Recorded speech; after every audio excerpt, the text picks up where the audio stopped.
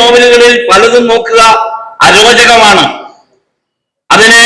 അതിന്റെ സ്വഭാവം എന്ന് പറയുന്ന ഈ കട്ട് ആൻഡ് പേസ്റ്റ് നമ്മളിൽ നിന്ന് അന്യമായ ഒരു ജീവിതമാണ്. കേരളീയമായ ജീവിതമല്ല. അതുവരെ തുടർന്നു വന്ന ഒരു നോവൽ രീതിയിൽ നിന്നും പാടെ വ്യത്യസ്തമായ ഒരു അനുഭവ തലത്തിലൂടെയാണ് മലയാള നോവൽ പോയിക്കൊണ്ടിരുന്നത്.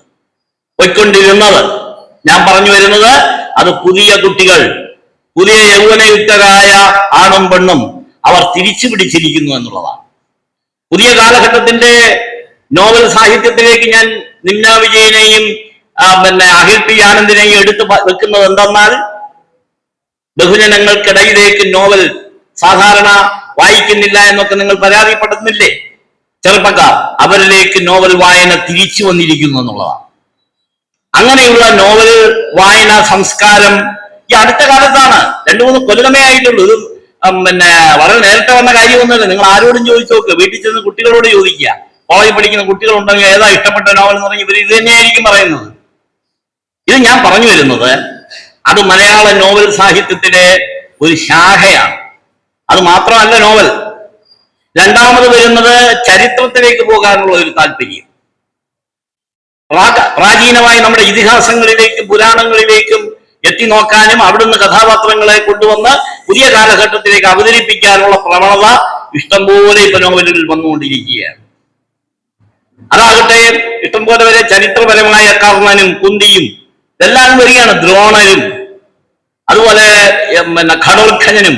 ഈ അടുത്ത കാലത്ത് തന്നെ ഒരു 19 കൃതികൾ ഏതാണ്ട് പൗരാണികമായ കഥാതന്തുക്കളെ കൊണ്ടുവരും. അത് സ്വാഭാവികമായും പുരാണത്തിലും ഇതിഹാസത്തിലും കൂടുതൽ താല്പര്യം പുതിയ കാലഘട്ടത്തിൽ ആളുകൾക്കുണ്ടാകുന്നു എന്നുള്ളതിന് തെളിവാണ് അങ്ങനെയുള്ള കൃതികളെ പഠിക്കാനുള്ളത്.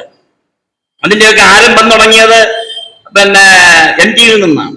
MT ഭീമനെ വേറെ രീതിയിലാക്കി, ചന്തുവിനെ വേറെ രീതിയിലാക്കി. പക്ഷെ അങ്ങനെയൊക്കെ ആക്കാമോ എന്നുള്ളത് വേറെ കാര്യം, അതിലേക്ക് ഞാൻ കടക്കുന്നില്ല. ഈ നോവലിന്റെ അങ്ങനെ ഒരു സിദ്ധാന്തം. മൂന്നാമത്തെ ഒരു കൈവഴി സുഭാഷ് ചന്ദ്രൻ കൊണ്ടുവന്ന സമുദ്രശിലയിൽ കൊണ്ടുവന്ന ഒരു ടെക്നിക്കുണ്ട്. യാഥാർത്ഥ്യമേത് ഐഥാർത്ഥ്യമേത് എന്ന് അറിയാൻ പാടില്ലാത്ത വിധത്തിൽ നമ്മുടെ സത്യത്തെ മിക്സ് ചെയ്യുന്ന രീതി. കള്ളവും സത്യവും ഒക്കെ മിഥ്യേത് സത്യമേത് എന്ന് അറിയാൻ പറ്റാത്ത വിധത്തിൽ യഥാർത്ഥത്തിലുള്ള കഥാപാത്രങ്ങളെയും എല്ലാം കൂടെ കൂട്ടിക്കുഴയ്ക്കുന്ന ഒരു രീതി. അതിന്റെ വളരെ ശക്തമായ ഒരു നോവലാണ് നിലം തൊടാത്ത നക്ഷത്രങ്ങൾ. ഇവിടെ ഇരിക്കുന്ന ഷാനവാസ് കോങ്ങനാട് എഴുതിയതാണ്.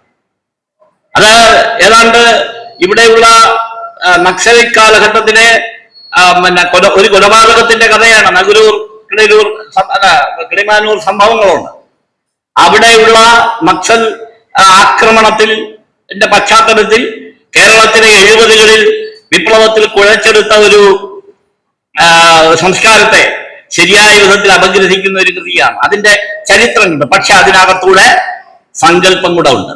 എപ്പോഴും നോവൽ എന്ന് പറയുന്നത് ഭാവനയാണ്. ആടുജീവിതം നോവൽ ആകാത്തത് എന്തുകൊണ്ടെന്നാൽ അത് ഒരാളുടെ കേട്ടെഴുത്താണ്, ജീവിതത്തിന്റെ കേട്ടെഴുത്താണ്. ജീവിതത്തെ അതേപടി കേട്ട് എഴുതിയാൽ ഒരു നോവലാവില്ല. മാർത്താണ്ഡവർമ്മ എന്തുകൊണ്ടാണ് നോവലാവുന്നത്? യഥാർത്ഥ മാർത്താണ്ഡവർമ്മ അല്ല CV സൃഷ്ടിച്ച മാർത്താണ്ഡവർമ്മ. മാർത്താണ്ഡവർമ്മ ദുഷ്ടനായിരുന്നു, ഹീനകൃത്യങ്ങൾ ചെയ്തു. അവസാന കാലഘട്ടത്തിൽ 40കളോട് അടുത്ത് കഴിഞ്ഞപ്പോഴത്തെ തളർവാദം പിടിച്ച് ശരീരമൊക്കെ അനങ്ങാതെ കിടന്ന് മരിച്ച ആളാണ്, നാട് നീങ്ങിയ ആളാണ് മാർത്താണ്ഡവർമ്മ. ഏതൊക്കെ ദുഷ്ടപ്രവൃത്തികൾ ചെയ്തോ അതിന്റെ എല്ലാം ഫലം ആ ജീവിതത്തിൽ തന്നെ കിട്ടിയതാണ്. പക്ഷേ മാർത്താണ്ഡവർമ്മ എന്ന CV-യുടെ നോവലാകട്ടെ ഭാവനാവികസിതമാണ്. ഭാവന കൊണ്ട് CV-യെ പുനഃസൃഷ്ടിക്കുകയാണ്. അതാണ് നോവൽ എന്ന് പറയുന്നത്. അല്ലാതെ ഒരാളുടെ കഥ അതേപടി എഴുതി കഴിഞ്ഞാൽ എങ്ങനെ നോവലാവും? നജീബിന്റെ കഥ അതേപടി ബെന്യാമിൻ എഴുതി കഴിഞ്ഞാൽ നോവലാവുന്നത് എങ്ങനെ? അത് കേട്ടെഴുത്തല്ലേ, കണ്ടെഴുത്തല്ലേ? അങ്ങനെയാണെങ്കിൽ GR ഇന്ദുഗോപന്റെ കള്ളന്റെ കഥ നോവലാവണ്ടേ? അപ്പൊ ഇങ്ങനെ പല സന്ദേഹങ്ങളുണ്ട്. അപ്പൊ ഒരു കൃതിയാക്കുന്നത്, സാഹിത്യകൃതിയാക്കുന്നത് ഭാവനയാണ്. ഇമാജിനേഷൻ ഇല്ലാത്ത ഒരു എഴുത്തുകാരൻ നിലനിൽക്കില്ല. സത്യത്തെ കള്ളം കൊണ്ട് പൂരിപ്പിക്കുന്ന ഒരു സാഹിത്യമാണ് മഹത്തായ സാഹിത്യം. സത്യത്തെ കള്ളം കൊണ്ട് പൂരിപ്പിക്കുക, ഇത് തിരിച്ചറിയാൻ പറ്റാത്ത വിധത്തിൽ അതിന്റെയൊക്കെ മഹാ ഉദാഹരണങ്ങൾ മലയാളത്തിലുണ്ട്. കഥാകൃത്ത് എന്നുള്ള നിലയിൽ ഞാൻ കണ്ട ഏറ്റവും വലിയ ഉദാഹരണം മാധവിക്കുട്ടിയുടെ കഥകളാണ്. അത് മുഴുവൻ കള്ളത്തരമാണ്. സത്യമായിട്ട് നമ്മളെ ധരിപ്പിക്കും. പക്ഷെ നമ്മൾ നമ്മൾ സത്യം എന്ന് പറയുകയും ചെയ്യും, അവർ ഊരിക്കൊണ്ട് പോവുകയും ചെയ്യും. അപ്പൊ ഇങ്ങനെ ആളുകളെ തെറ്റിദ്ധരിപ്പിച്ചുകൊണ്ട് വരുന്ന എഴുത്തുകാരാണ് ഉദാത്തരായ എഴുത്തുകാർ, വലിയ എഴുത്തുകാർ. ഞാൻ പറഞ്ഞു വരുന്നത് ഇത്രയേ ഉള്ളൂ. മലയാള സാഹിത്യത്തിൽ നോവല് 2-3 ധാരകളുണ്ട്. ആ ധാരകളാകട്ടെ ഭാവനയും യാഥാർത്ഥ്യവും കൂടിക്കലർന്നുകൊണ്ട് സമകാലിക സംഭവങ്ങളെ എഴുത്ത്.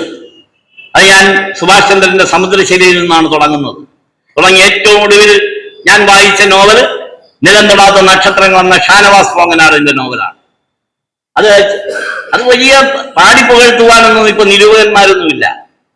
ഇപ്പൊ നമ്മുടെ നിരൂപകന്മാരൊക്കെ ഓരോ പ്രസാധകരുടെ അംബാസഡർമാരായി തീർന്നിരിക്കുകയാണ്. ഓരോ പ്രസാധകന്മാർക്കും ഓരോ നിരൂപകന്മാരുണ്ട്, അവര് പറയുന്നതാണ്. അപ്പൊ ആ വിധത്തിലാവുമ്പോൾ യഥാർത്ഥ കൃതിയുടെ മഹത്വം കണ്ടെത്തുവാൻ ഇവിടെ മറ്റുള്ള ആളുകൾ വേണം. മറ്റുള്ള ആളുകൾ വേണമെന്ന് പറഞ്ഞാൽ വായനക്കാർ തന്നെ വേണം. ഇവൻ ആളുകൾക്ക് കൂടുതൽ ഇഷ്ടപ്പെടുന്ന കൃതി, വായനാസുഖമുള്ള കൃതി, അത് പ്രധാനപ്പെട്ട കൃതി തന്നെയാണ്. ഒരു കൃതി ആദ്യം മുതൽ അവസാനം വരെ വളരെ രസത്തോടുകൂടി വായിക്കുകയും അത് ആസ്വദിച്ച് വായിക്കുകയും ചെയ്യുന്ന കൃതിയെ എങ്ങനെ അത് മഹത്തല്ല എന്ന് പറയാൻ പറ്റും? കാരണം മഹത്തായ കൃതികൾ എന്ന് പറഞ്ഞാൽ വിരസമാകരുത്. മഹത്തായ കൃതികൾ വിരസങ്ങളല്ല. ബഷീറിന്റെ കൃതി മഹത്താവുന്ന എങ്ങനെയാണ്? പാരായണ സുഖമുണ്ട്. പാരായണ സുഖമുള്ള കൃതികളാണ് മലയാളത്തിലെ കൃതികളൊക്കെ തന്നെ നോക്കുക. അങ്ങനെ ഇപ്പൊ ആനന്ദിന്റെ കൃതികൾക്ക് പാരായണ സുഖമില്ലല്ലോ. പിന്നെ അത് മഹത്തരായി വളരെ മഹത്തരമാണെന്ന് ഞാൻ കരുതുന്നില്ല. അത് കൃതിയാണ്. പറഞ്ഞു ബോധിപ്പിക്കുന്നത് പോലെ ആളുകളുടെ മനസ്സിലേക്ക് പോകുന്ന ഏറ്റവും പുതിയ കഥകളും അതുപോലെ തന്നെ നോവലുകളും മനുഷ്യ മനസ്സിലേക്ക് കടന്നു പോകുന്നതാണ്.